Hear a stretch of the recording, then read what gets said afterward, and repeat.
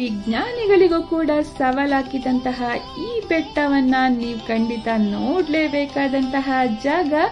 ಯಾಕೆ ಅಂದ್ರೆ ಅಷ್ಟು ಅತ್ಯದ್ಭುತವಾದಂತಹ ಸ್ಥಳ.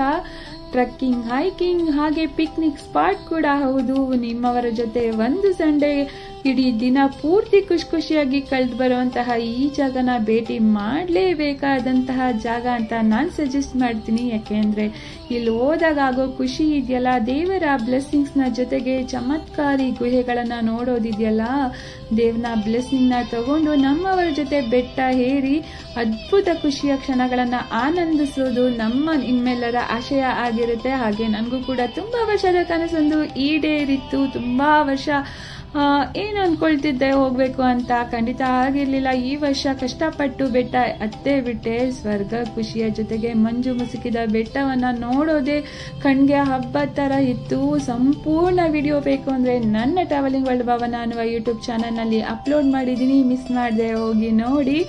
ಇದೇ ತರದ ವಿಡಿಯೋಗಳು ತುಂಬಾ ಇದೆ, ಹಾಗೆ ಆ ವಿಡಿಯೋಗಳನ್ನ ವಾಚ್ ಮಾಡಿ.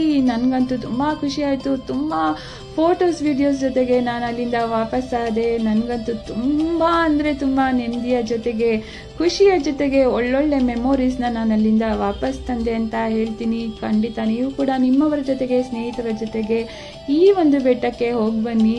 ನಿಜವಾಗ್ಲೂ ಹೇಳ್ತೀರಾ, ನಾನು ನೆನ್ಸ್ಕೊಂತೀರಾ. ಮಿಸ್ ಮಾಡದೆ ಹೋಗಿ ಬನ್ನಿ. ಹಾಗೆ ಇಲ್ಲಿ ಒಳ್ಳೊಳ್ಳೆ ಪ್ಲೇಸ್ಗಳಿದೆ ಸುತ್ತಮುತ್ತ. ಆ ಎಲ್ಲಾ ಪ್ಲೇಸ್ಗಳನ್ನೂ ಕೂಡ ಖಂಡಿತ ಕವರ್ ಮಾಡ್ಕೊಳ್ಳಿ. ತುಂಬಾನೇ ನಿಮಗೂ ಕೂಡ ಖುಷಿ ಆಗುತ್ತೆ. Thank you so much.